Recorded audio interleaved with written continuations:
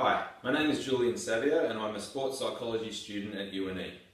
In this short presentation, I'll begin to discuss the role of arousal in individual and sports performance. I'll also outline the main theories on how arousal and anxiety affect performance, and then also touch on some techniques used in sports psychology to control arousal and anxiety. Now, in order to achieve optimum arousal, it's essential to understand what this state is and how it affects your athletic performance. Most experts define arousal as a mental, emotional and physiological state that prepares your body for action. Arousal and physical performance are strongly connected. Basically, you want the appropriate level of arousal for the things you want to do, whether that's working out in the gym, running or even just digesting your lunch. Now, this state is closely related to stress, anxiety, motivation, attention and other factors that affect your mood, but too much or too little arousal will work against you. Now, there are a few theories that highlight the connection between arousal and sports performance. There's the drive theory by Hull and Spence. According to the drive theory, the more arousal you experience, the higher your performance will be. And it's very important here though to distinguish between the effects on well-learned skills versus newly learned skills. So there's early support on well-learned skills. Here performance will improve as an individual's arousal increases. And with newly learned skills, however, performance will deteriorate as an individual's arousal increases. So this explains why beginners usually find it difficult to perform well under pressure. And the main criticism of the drive theory is that it's not applicable to your more complex motor tasks, so that's important to keep in mind as well. Moving on to probably the most well-known theory, the theory by Yerkes and Dodson, over 100 years ago now in 1908, the inverted U hypothesis.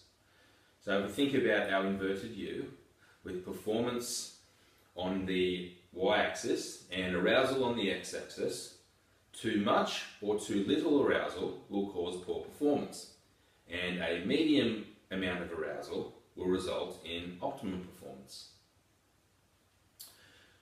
The relationship between these two factors is influenced by activity type, level of expertise and personality types. For example, introverted people are more likely to perform well under low arousal conditions. And Landers and Butcher were the two people who proposed this back in 1998. There's a few problems with the inverted U that need to be acknowledged. Now, one being that it describes the relationship between performance and arousal, but really does not explain it. Another is that it's quite unlikely that performance increases and decreases gradually as arousal changes, which is how it's depicted in the inverted U. And another is that a moderate arousal level is not always beneficial for performance in all sports. So an example of that is shooting. Another theory is Hayman's theory of IZOF, which stands for individual zones of optimal functioning. Here, the optimum level of arousal that an athlete requires to perform his best depends on his individual needs. Each individual will react differently to anxiety and arousal, and anxiety will not always occur at the midpoint of arousal. It's also worth mentioning the multidimensional anxiety theory, which is a theory that is still being researched, so it's somewhat inconsistent, but here it's said that anxiety causes poor performance regardless of your level of arousal. The next theory that is important to touch on is the catastrophe theory by Fazey and Hardy, 1988.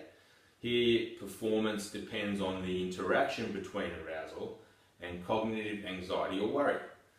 Arousal can have different effects on performance depending on the amount of cognitive anxiety.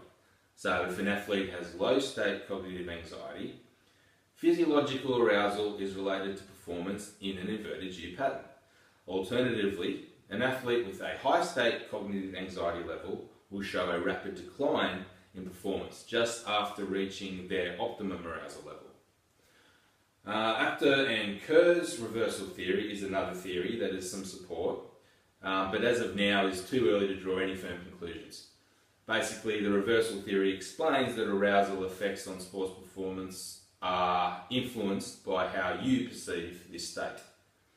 So, arousal which is interpreted by an individual as pleasant will facilitate performance, and arousal interpreted as unpleasant impairs performance. Now, not all athletes are able to reach optimal levels of arousal. Additionally, different sports require different arousal levels. So in a game of rugby league, higher arousal levels will lead to increased strength, power and aggressiveness. On the other hand, shooting, gymnastics and archery require low levels of arousal. Many athletes and teams now rely on sports psychologists to help them to develop the mental skills needed for reaching peak performance, and professionals use various techniques for attaining optimal arousal. Progressive muscle relaxation is a technique which involves tensing and relaxing your muscles systematically. Meditation is another one. It's an extremely popular relaxation method that requires you to focus attention on a single object or thought, and when done properly relaxes your mind and body, can improve your overall performance and prepares you for competition as well. Deep breathing has proven to be effective too, and it's one of the easiest ways to reduce your arousal levels.